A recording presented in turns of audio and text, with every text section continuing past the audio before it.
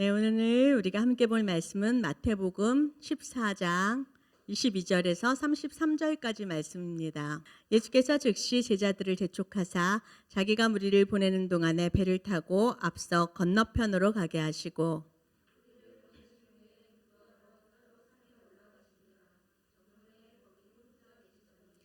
배가 이미 육지에서 술이나 떠나서 바람이 거스름으로 물결로 말미암아 고난을 당하더라.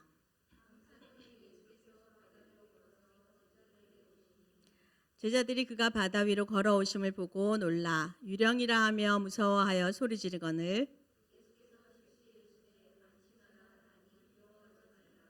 베드로가 대답하여 이르되 주여 만일 주님이시거든 나를 명하사 물 위로 오라 하소서 하니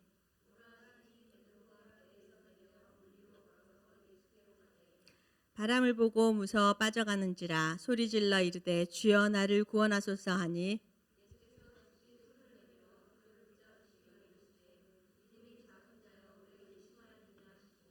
배에 함께 오름에 바람이 그치는지라. 함께 읽겠습니다. 배에 있는 사람들이 예수께 절하며 이르되 진실로 하나님의 아들이로소이다 하노라. 아멘. 여러분 한 주간도 평안하셨나요? 네, 진심으로 여러분이 하나님의 위로와 또 하나님의 보호하심으로 평안하시기를 축복합니다. 요즘은 이 평안이라는 단어가요, 계속 제 머리에서 떠나지를 않아요. 너무 일상적이고 익숙한 단어였거든요. 그런데 이 평안이라는 단어가 굉장히 소중한 단어였구나, 이런 생각을 많이 합니다. 우리가 일상의 소중함들이 빼앗겨 보니까 이것들이 얼마나 소중한 것인가 알게 되었고, 우리가 안전하고 평안하게 이렇게 살았던 모든 것들이 이게 내가 당연하게 누릴 수 있는 것들이 아니구나, 이제 이런 생각을 많이 하게 되었습니다. 왜 그러냐면, 이런 생각을 왜 자꾸 이렇게 평안을 생각하게 되냐면, 평안의 반대말이 불안이죠.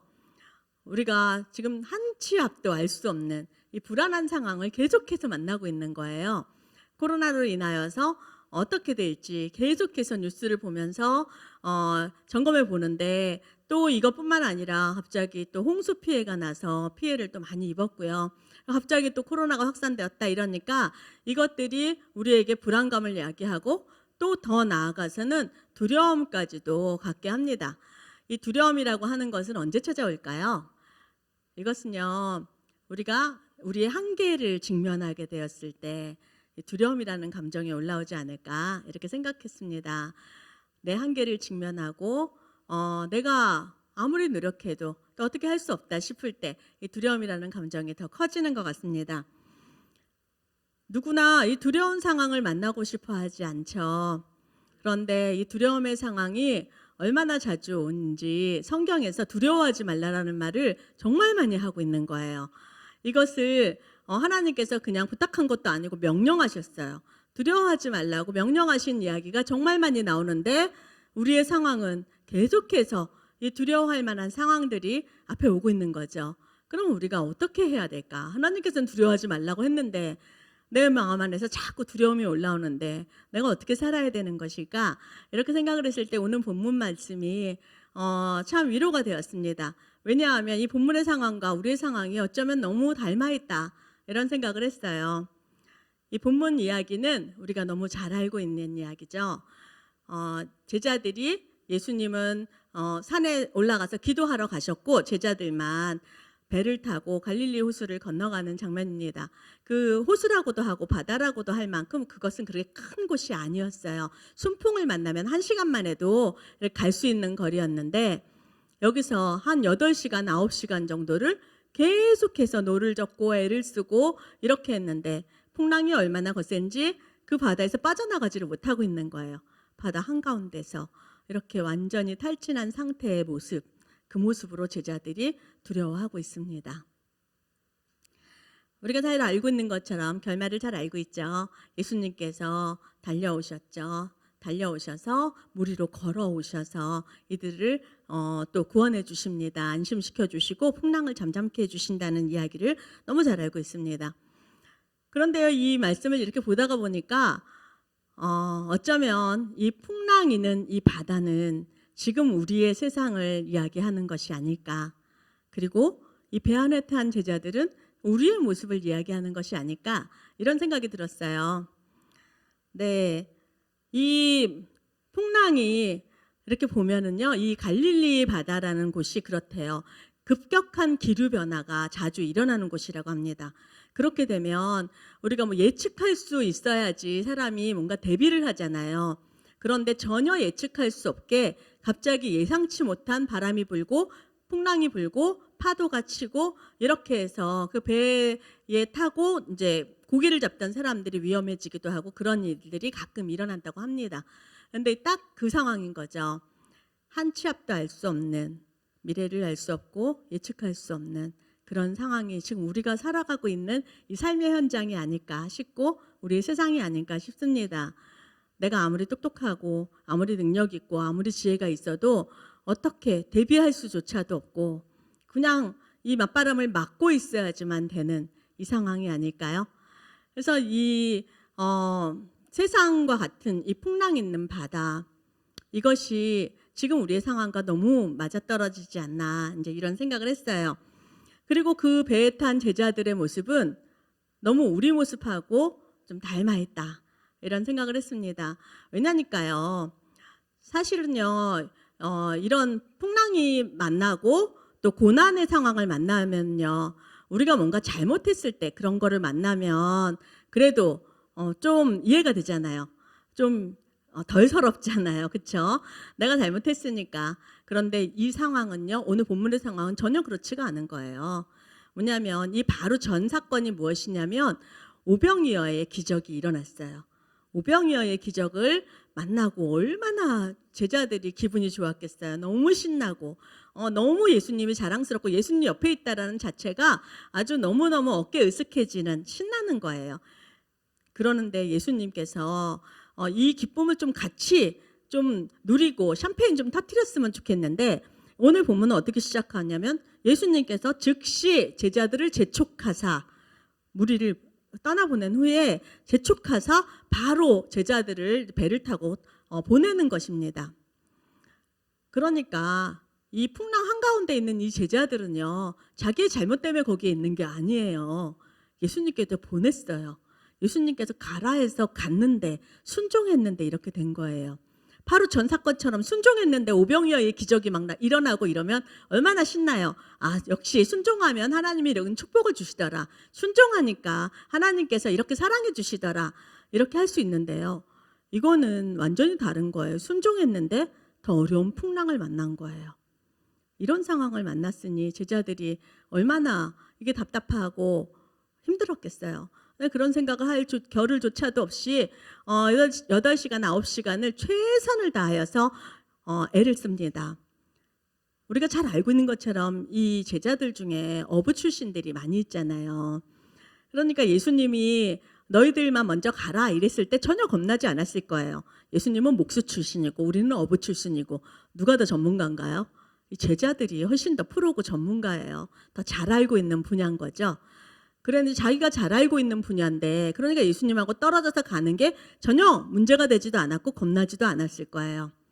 그랬는데 내가 알고 있는 모든 것들을 다 동원해서 최선을 다해서 살았는데 결국 내 앞에 돌아온 거는 이게 죽음이 코앞에 있는 것처럼 상황이 하나도 풀리지 않고 앞이 하나도 안 보이고 깜깜한 풍랑이는 밤, 그 바다 위에 있는 것입니다.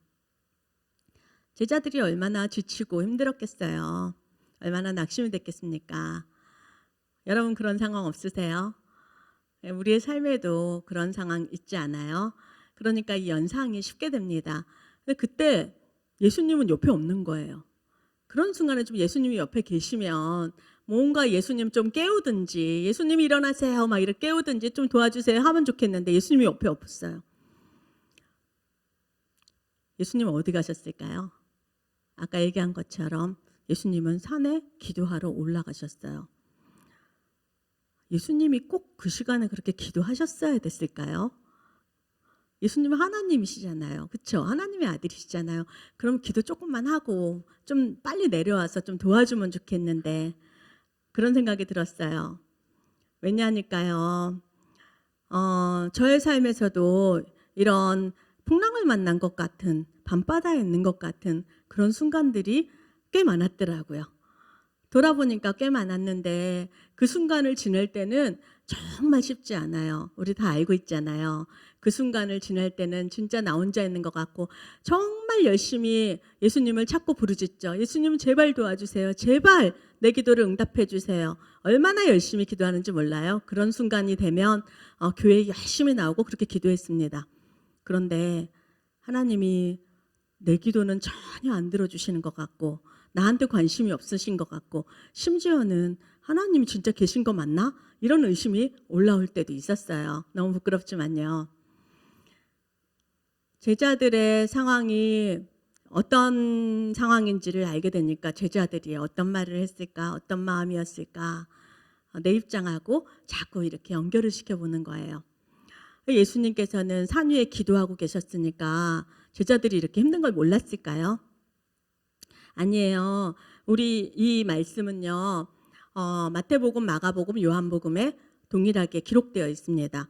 마가복음의 이 부분을 보니까 예수님께서 그 산 위에서 제자들의 모습을 다 보고 계셨다. 이런 표현이 있어요. 예수님이 이미 다 알고 계시는 거예요. 다 보고 계시는 거예요. 그런데 예수님은 꿈쩍도 하지 않으시는 거죠.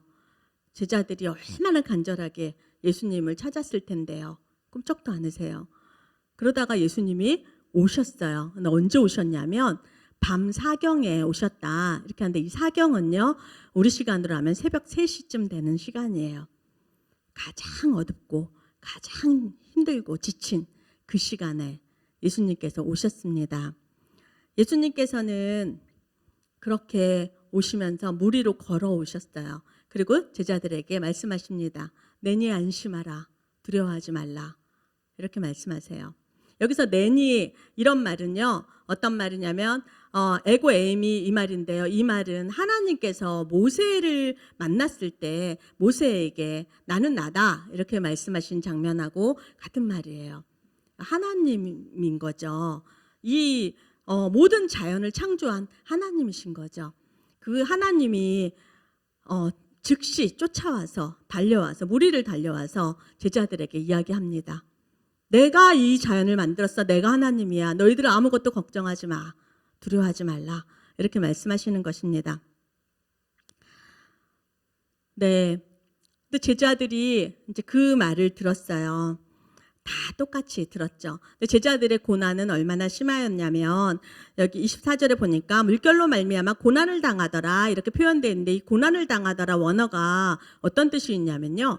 여자가 해산을 하는 고통을 말할 때 이렇게 써요. 여자들이 해산을 할 때 굉장히 고통이 극심하여서 크게 소리 지르고 무서워하고 두려워하고 했던 이런 상황이란 말이에요. 그런데 예수님이 쫓아오셔서 그렇게 말씀을 하십니다. 아까 얘기했던 것처럼 저도 그런 순간이 많이 있었어요. 예수님 어떻게 그럴 수 있지? 하나님 어떻게 그럴 수 있지? 내가 하나님한테 어떻게 했는데 나한테 이러실 수가 있지? 서운한 마음이 올라올 때가 있습니다. 그런데요. 하나님은요.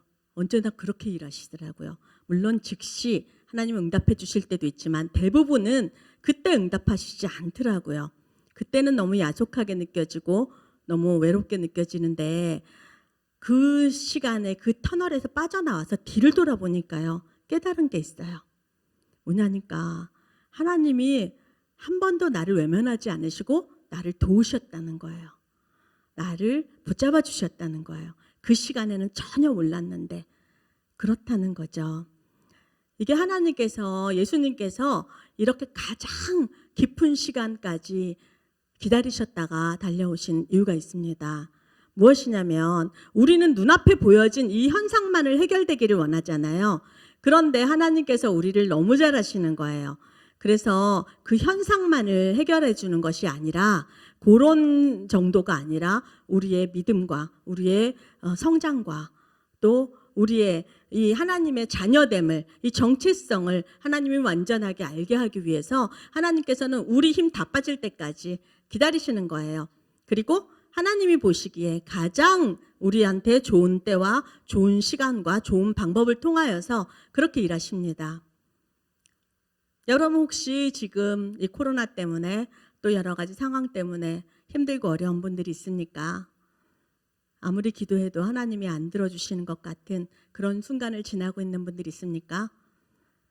여러분들이 이 말씀을 기억하시기를 바랍니다. 하나님은 여러분들을 반드시 도우십니다. 내가 원하는 때, 내가 원하는 시간이 아니라 할지라도 하나님께서는 반드시 여러분들을 도우십니다. 여러분들이 지금까지 그렇게 해왔던 것처럼요. 네. 그런데 예수님께서는 그렇게 하나님이시고 천지 만물을 창조하신 그 하나님께서는요, 그렇게 찾아오셨는데, 만약 이걸 거꾸로 이렇게 봤을 때요, 예수님께서 만약에 제자들을 그렇게 도와주시고 일찍 도와주시고 풍랑을 알고 미리 막아주셨다면 어떻게 되었을까, 이렇게 생각해 봅니다. 그러면 제자들은, 특히 베드로는 아무 일도 일어나지 않았을 것 같아요. 밋밋하게 그렇게 살았을 것 같아요. 이때 베드로의 역사상 가장 중요한 순간이 됩니다. 우리가 다 아는 것처럼 예수님이 그렇게 물 위로 걸어오는 걸 보면서 제자들은 다 깜짝 놀랐어요. 처음에는 상상할 수가 없으니까 유령인 줄 알고 다 소리 질렀어요. 그런데 예수님의 목소리를 듣고 예수님을 보고 나니까 안심이 되었어요. 다 깜짝 놀란 거죠. 아, 이 사람이 진짜로 사람이 아니라 하나님이었구나. 이분이 진짜로 하나님의 아들이었구나. 창조주였구나. 이거를 다 알게 됐어요. 그런데 이 배에 있는 이 사람들은 우리의 모습과도 같다 그랬잖아요.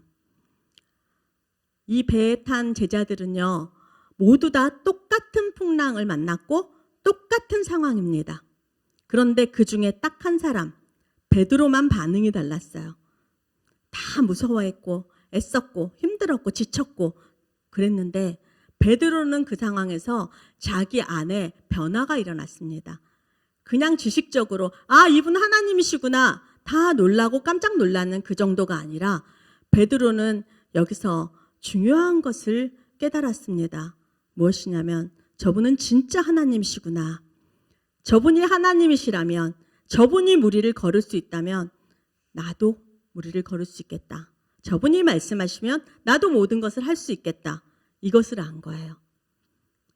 그래서 베드로는 정말 인류 최초로 무리를 걸어본 사람이 됐습니다. 이게 다른 사람들하고 굉장히 다른 점인 거죠.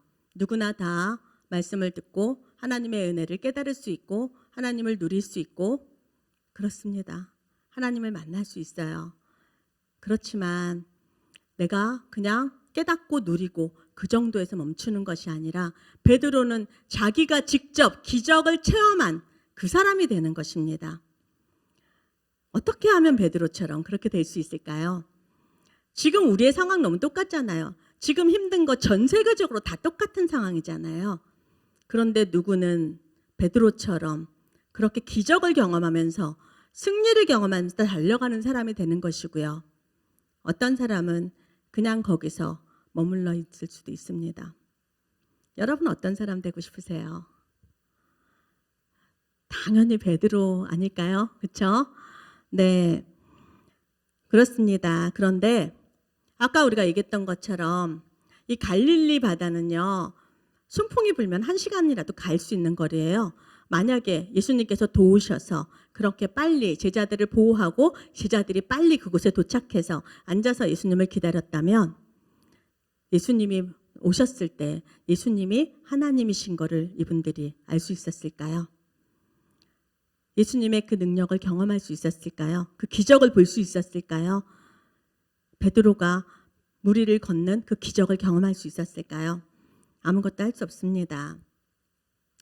예수님께서 그렇게 사경까지 기다리셨다가 오셨던 이유가 그 중에 단 한 사람, 베드로 때문입니다. 베드로가 그렇게 한 거예요. 베드로의 믿음은요, 대단한 믿음인 거죠.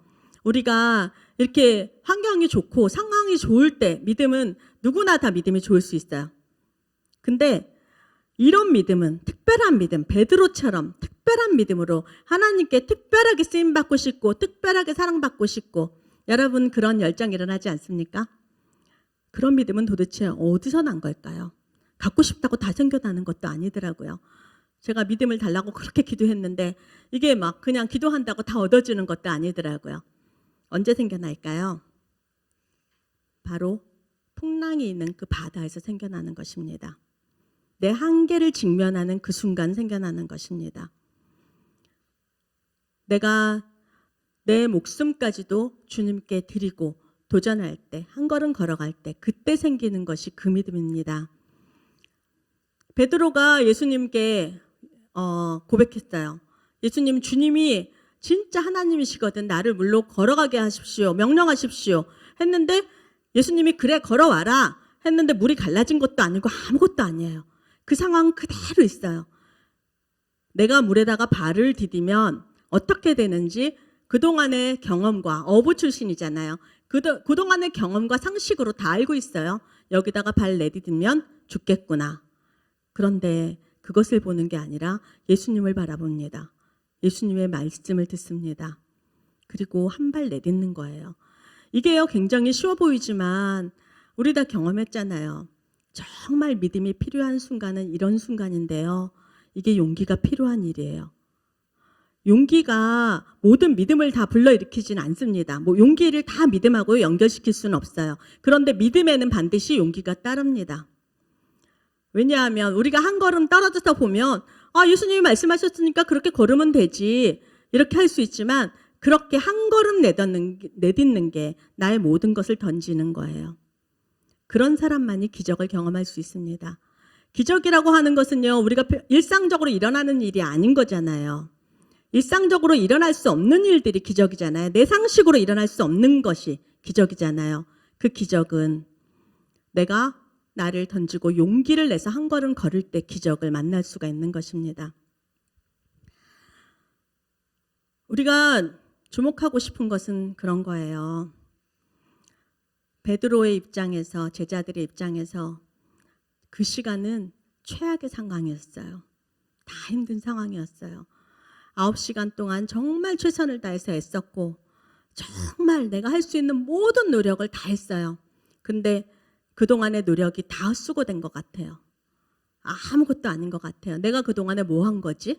내가 무슨 짓 한 거지? 쓸데없는 짓 했네. 내가 했던 모든 것들이 다 허무하게 느껴지고 비참하게 느껴지는 그 순간입니다. 근데 중요한 거는 그 순간에 예수님이 나를 위해서 물 위로 걸어오신다는 거예요. 우리가 이것을 기억하는 게 필요합니다.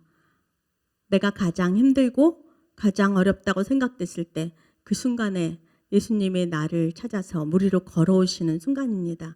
그리고 우리에게 말씀하십니다. 내니 안심하라. 두려워하지 마라. 말씀하십니다. 베드로는 그 예수님을 보고선 가만히 앉아있을 수가 없는 거예요. 예수님을 만나니까 그냥 앉아서 그냥 와 이렇게만 하고 있을 수가 없는 거예요.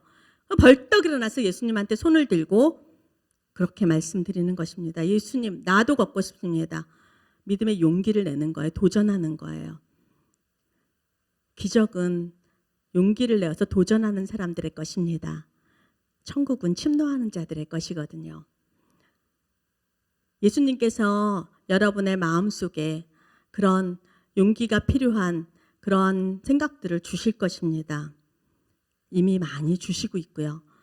그런데 여러분 그것이 내가 용기가 필요하고 이렇기 때문에 그냥 무시하지 마십시오. 여러분 안에 하나님이 주시는 생각이 있거들랑 여러분 안에 하나님이 주시는 선한 것이 있거든. 여러분 주저하지 마시고 용기를 내어서 나를 던져보세요. 이게 말은 참 쉬워요. 그렇죠? 말은 참 쉬운데 진짜 쉽지 않아요.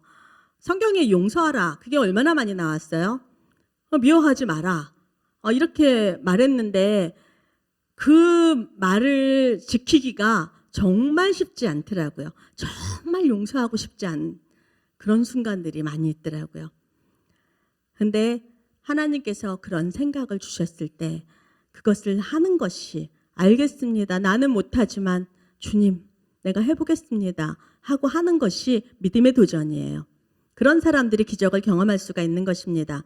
베드로는 그렇게 믿음의 도전을 했기 때문에 풍랑의 상황에서도 그 바다를 걷는 그런 놀라운 기적을 경험할 수가 있었습니다.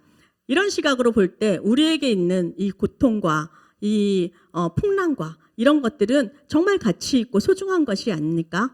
정말 이것들은 꼭 필요한 거잖아요. 그렇죠? 그런데요, 저는 목사인데요, 정말 겪고 싶지 않아요. 저도 목사인데 정말 풍랑 안 왔으면 좋겠어요. 그래서 하나님한테 기도할 때 멈칫멈칫할 때가 있어요. 아, 이렇게 기도하면 또 뭔가 주실 것 같고 풍랑이 있을 것 같고 이래서 멈칫거려질 때가 최근에 있었어요. 그런데요, 왜 이 풍랑이 정말 위기라는 걸 아냐면 풍랑을 통하여서 낮아지고 깨어지고 겸손해지고 이런 거를 경험해 보지 않고서는 이런 것을 경험해 보지 않고서는 진짜 하나님이 어떤 분이신가를 만날 수가 없습니다. 제가 이 풍랑을 많이 겪었다고 했잖아요. 이런 풍랑을 겪고 또 낮아지고 깎여지고 깨어지는 순간들이 우리 얼마나 힘들고 아파요. 그런데 그 시간이 없었으면 저는 살아있는 하나님을 인정하지 못했을 거예요. 왜냐하면 저는요, 몇 번 얘기했지만 저는 귀가 청각 장애가 있잖아요. 근데 저는 정말 오랜 시간 제가 사역자가 된 다음에도 하나님한테 그렇게 기도했어요. 하나님, 내 귀를 고쳐주시면 내가 하나님이 살아있는 것을 증거하겠습니다. 내 귀를 고쳐주시면 하나님이 나를 사랑하시면 내가 전국 방방 곳곳을 다니면서 간증하겠습니다. 이런 얘기를 했어요. 그 말 뒤집어 보면 뭐냐면요, 내 귀 안 고쳐주시면 나는 하나님이 살아있는 거 못 믿겠습니다. 하나님이 나 사랑하는 거 못 믿겠습니다. 이 말이에요. 근데 거룩하게 포장해서 하나님께 그렇게 말하고 있었던 거죠. 그런데 그 풍랑의 시간을 거치고 또 귀가 나빴기 때문에 그것으로 따른 부작용들이나 이런 많은 부정적인 그런 행동이나 말이나 습관들이 나에게 굉장히 많이 있다라는 것을 발견하게 됐어요. 혼자 깨달은 게 아니고요. 사람들하고 같이 지내고 같이 부딪히고 공동체 안에 있으면서 많이 드러나게 됐고 사랑으로 말해주고 또 권면해주는 사람들을 통해서 많이 깨닫게 됐습니다. 사랑으로 말해주는 건 아는데 굉장히 힘들었거든요. 그런데 그 시간을 통하여서 하나님이 나를 낮아지고 또 깨트리시고 다듬어 가시고 이러면서 하나님께서 지금 이 자리에 있게 하나님께서 이렇게 인도하시는 거예요. 제 머리로는 상상할 수가 없었습니다. 하나님께서 만약에 저에게 풍랑을 주시지 않았다면 저도 굉장히 밋밋한 그런 신앙생활을 했을 거고 그 배에 앉아있는 다른 사람들하고 똑같이 와, 하나님 그렇게 일하시는 분이지, 와, 하나님 대단하다 이렇게만 하고 끝났을 거예요. 근데 저는 저의 연약함을 통하여서 매일매일 기적을 경험하고 있습니다. 매일매일 하나님께 저에게 은혜를 주십니다. 이것은 그 풍랑을 보는 것이 아니라 예수님을 볼 때 그때 알 수 있는 거예요. 그런데요, 제가 이렇게 얘기하니까 제가 되게 막 하나님의 뜻대로 잘 사는 것 같잖아요. 그런데 그렇지가 않았어요. 지난주에 담임 목사님 설교 기억하시나요? 담임 목사님 설교가 굉장히 반응이 좋았죠. 그래서 여러분들 기억을 잘하게 하기 위해서 리마인드지까지 나갔었어요. 그래서 여러분들의 피드백을 이렇게 보니까 대부분의 많은 사람들이 자기의 별명을 그렇게 불러달라, 디테이오스 누구 이렇게 불러달라 했어요. 지난주에 설교에 그 디테이오스라는 말이 나왔는데 이게 어떤 뜻이냐면 초대교회 사람들이 별명으로 이름 앞에 부르는 호칭이었습니다. 이 뜻은 무슨 뜻이냐면 염려에서 해방된 사람이다 이렇게 말한 거예요. 디테이오스는 염려에서 해방된 자다. 왜냐하면 그 초대교회는 굉장히 순교의 소식이 매일매일 들려오고 핍박의 소식이 매일매일 있는데도 불구하고 그것을 전혀 두려워하지 않는 그런 특별한 사람이었기 때문에 사람들이 불러주는 호칭인 거죠. 예, 지난주 설교가 궁금하신 분들은 우리 교회 홈페이지에 들어가셔서 찾아보시면 아주 잘 들을 수 있습니다. 꼭 찾아보시기 바랍니다. 네. 그런데요, 제가 저도 지난주 설교를 들으면서 디테이오스가 굉장히 크게 마음에 도전이 됐어요. 와, 나 진짜 저렇게 살고 싶다. 하늘과 땅이 바뀐 것처럼 하나님이 내 위에 있어야 되는데 내가 이 바다를 보고 살았구나. 이 풍랑을 보고 살았구나. 그래서 나도 진짜 이걸 바꿔놓고 하나님을 보면서 나 염려하지 않고 두려워하지 않고 염려에서 해방된 사람, 디테이오스 박성민으로 살고 싶다. 하나님, 나 그렇게 살겠습니다. 딱 결심했어요. 결단했어요. 그리고 나서 지난 일주일 동안 월요일부터 어저께 토요일까지 하루도 빠짐없이 사건 사고가 생겼습니다. 얼마나 염려할 것이 풍성하게 나오는지 말도 못했어요. 제가 이 말 한 것이 너무 부끄럽고 너무 충격이 됐습니다. 이런 고백을 하면 하나님이 그래 박성민 너 잘했다 이렇게 하고 염려할 상황을 싹 제거해 주실 줄 알았나 봐요, 제가. 그런데 하루도 빠짐없이 이런 일들이 있는데 너무너무 쉽지 않았습니다. 심지어는요, 제가 두려움에 완전히 하루 동안 완전히 함몰됐었어요. 함몰돼서 순간 엄청나게 두려움에 떨었습니다. 왜 그런 줄 아세요? 제가 코로나 검사를 받았어요.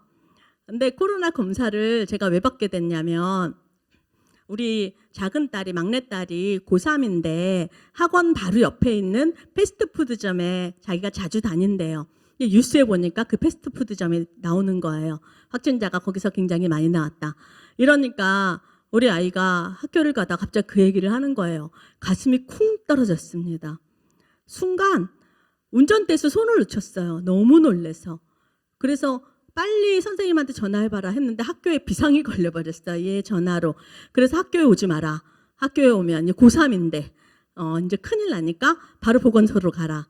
이렇게 해서 이제 갔는데요. 정보를 다 공유하고 노출하고 이렇게 하니까 막 조사를 해보더니 우리 아이랑은 동선이 안 겹쳤으니까 우리 아이는 안전하다. 그러니까 학교도 가도 되고 학원도 가도 됩니다. 그리고 검사 대상자가 아닙니다. 이렇게 말하는 거예요. 근데 귀에 하나도 안 들어오는 거예요. 그 말은 하나도 안 들어오고 뭔가 눈에 증명해 보일 만한 것이 있어야지 이 말로는 안심이 안 되더라고요. 저만 그런 게 아니라 우리 딸아이의 담임 선생님도 그랬어요. 학교 가도 된다는데요. 전화했는데 저한테 전화를 하셔갖고 어머니 학교에서 회의를 했는데 은하 학교 안 왔으면 좋겠습니다. 이렇게 말하는 거예요.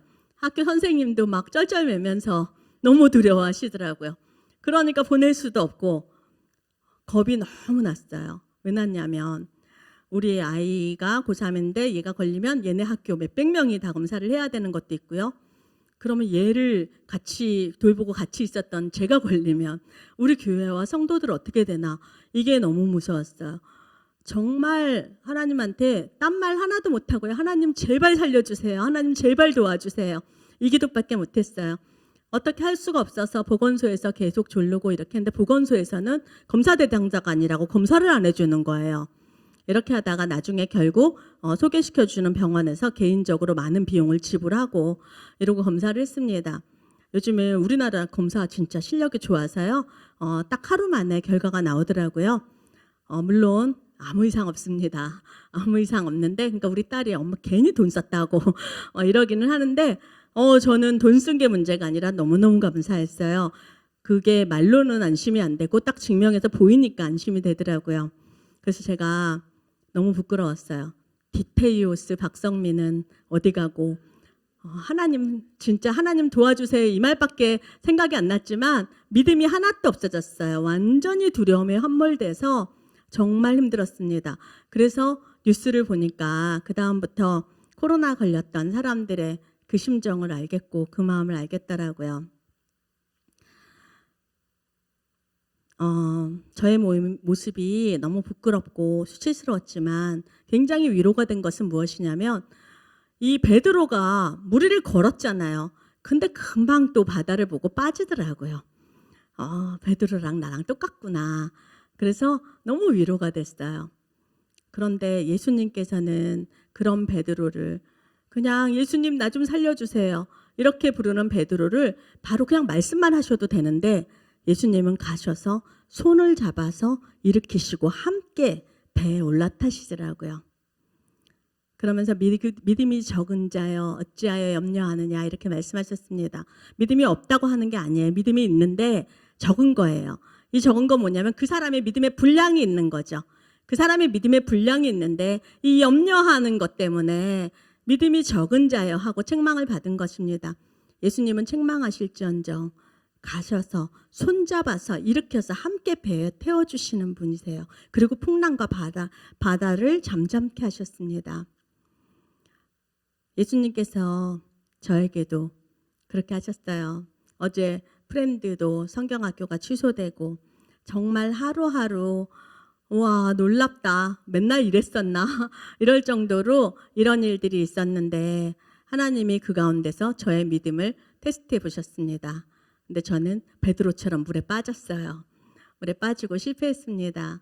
그런데 실패한 게 중요한 게 아니라 다시 한번 일어나면 되는구나.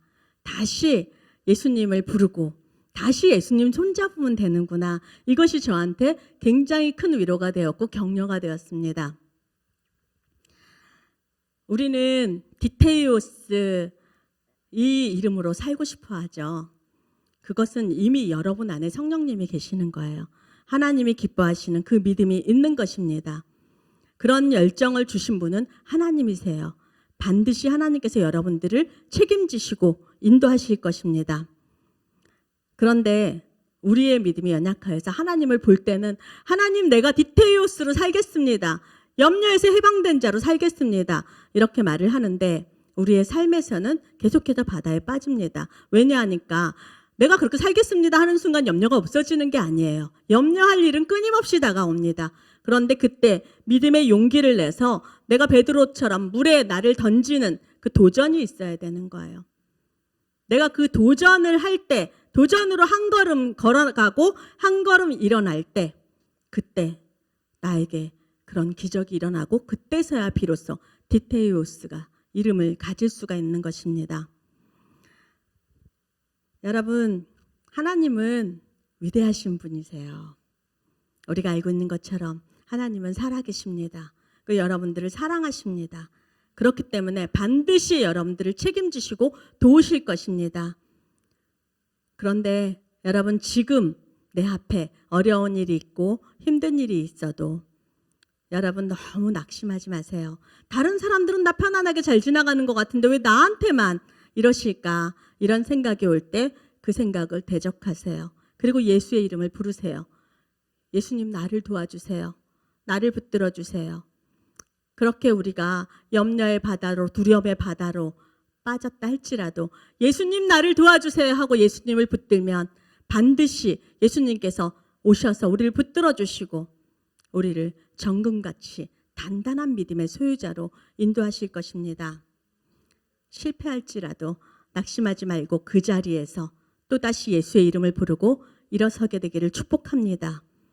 어떠한 상황이라도 다시 한번 예수의 이름을 부르면서 다시 달려가시기를 축복합니다. 성령님께서 지금 저와 여러분들에게 질문하십니다. 바다 위를 걸어오시는 그 예수님을 보고 그냥 감탄하면서 누리면서 그냥 앉아 있었던 그 제자의 삶을 살겠느냐, 아니면 바다 위로 예수의 힘을 힘입어서 바다 위로 걸어갔던 베드로의 삶을 살겠느냐 질문하십니다. 여러분 어떤 삶을 사시겠습니까? 내니 안심하라, 두려워하지 말라. 이 말씀이 여러분에게 주신 약속입니다. 이 약속의 말씀을 붙잡고 베드로처럼 다시 한번 예수의 이름을 부르면서 일어나서 무리를 걸으며 당당하게 승리하며 살아가는 저와 여러분들 되시기를 축복합니다. 주님께서 우리에게 이미 생명의 길을 다 보여주셨습니다. 주님께서 이미 우리의 상태를 다 아십니다. 우리가 상한 마음으로 나왔던, 깨어진 마음으로 나왔던, 연약한 마음으로 나왔던 아무것도 중요하지 않습니다. 우리가 예수님 앞에 나를 드리고 그렇게 주님의 이름을 부르고 붙잡을 일어설 때 예수님께서 우리를 정금같이 그렇게 만들어 주실 것입니다. 우리 주가 보이신 생명의 길 함께 찬양하겠습니다.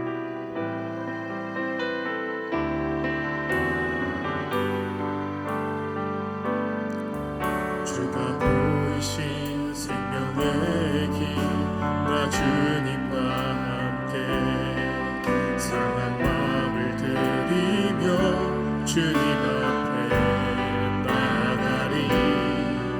나의 의로움이 되신 주 그 이름 예수, 나의 길이 되신 이름 예수.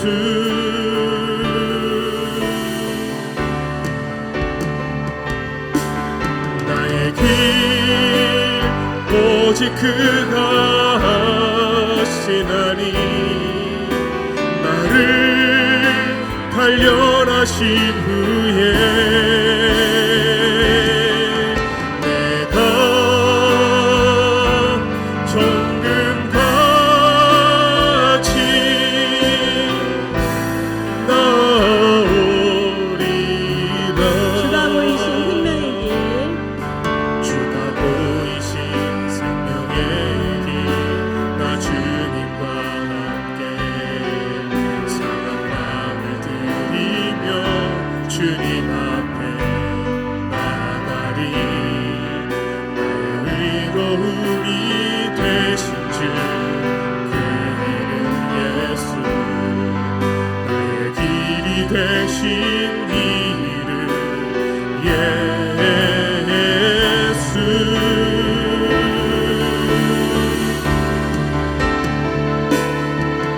나의 길 오직 그가 하시나니 나를 단련하신 후에 내가 정금같이 나의 길 오직 그가 하시나니 나의 길 오직 그가 하시나니 나를 단련하신 후에 내가 정금같이 나오리라.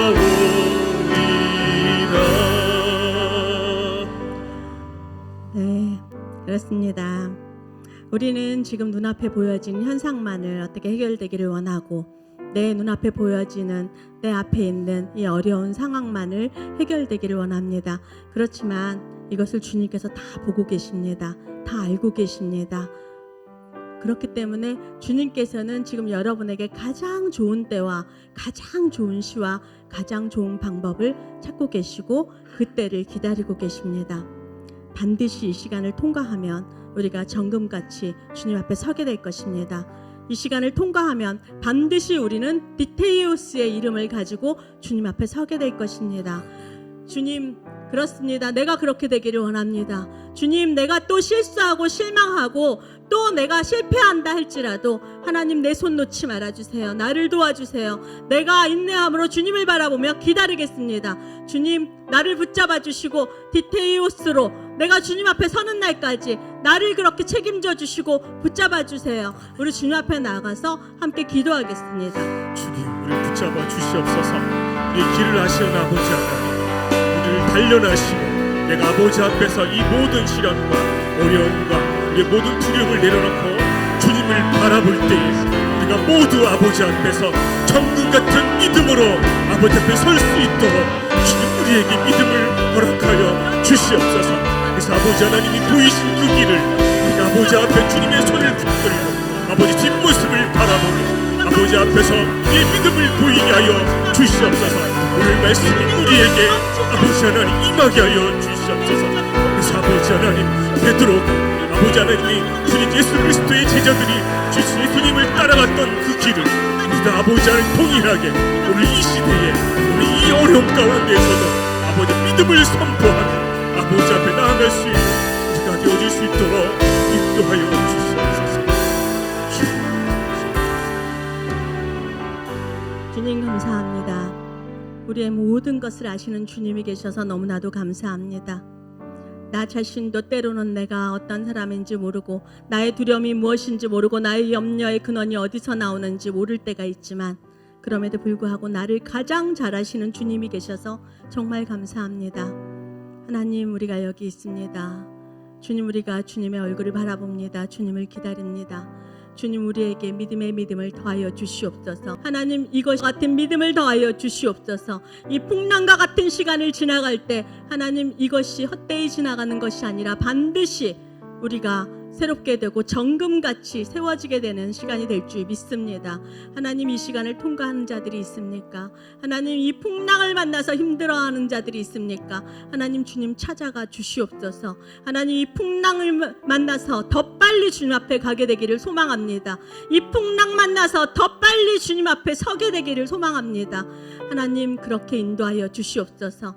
어떠한 상황이 온다 할지라도, 두려움의 상황이 닥쳐오고 염려의 상황이 닥쳐오고 풍랑의 상황이 닥쳐온다 할지라도 절대로 하나님, 이 믿음 포기하지 않게 하시고 멈추지 않게 하여 주시옵소서. 주님의 손 붙잡고 일어나기를 원합니다. 그리하여서 반드시 주님 앞에 정금같이 서게 되는 날이 반드시 오게 될 줄 믿습니다.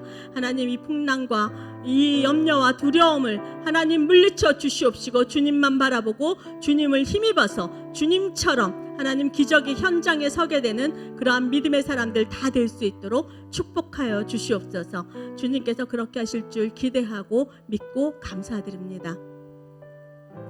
이제는 우리 주 예수 그리스도의 은혜와 하나님 아버지의 크신 사랑하심과 성령 하나님의 함께해 주시는 은혜가 오늘도 풍랑이는 그런 바다의 한가운데에 떠있는 상황 같은 그런 상황 속에 산다 할지라도 그것을 바라보는 것이 아니라 예수 그리스도를 바라보고 예수 그리스도의 이름을 부르며 예수 그리스도의 손을 잡고 다시 한번 일어나 풍랑을 이기고 담대하게 걸어가서 주님 앞에 정금같이 서게 될 나를 소망하며 그 날을 기대하며 결단하고 머리 숙인 이들의 머리 위에와 이들의 가정 위에와 우리 순전한 교회 위에와 이 지역과 열방 가운데 지금부터 영원히 함께 하시기를 간절히 축원하옵나이다.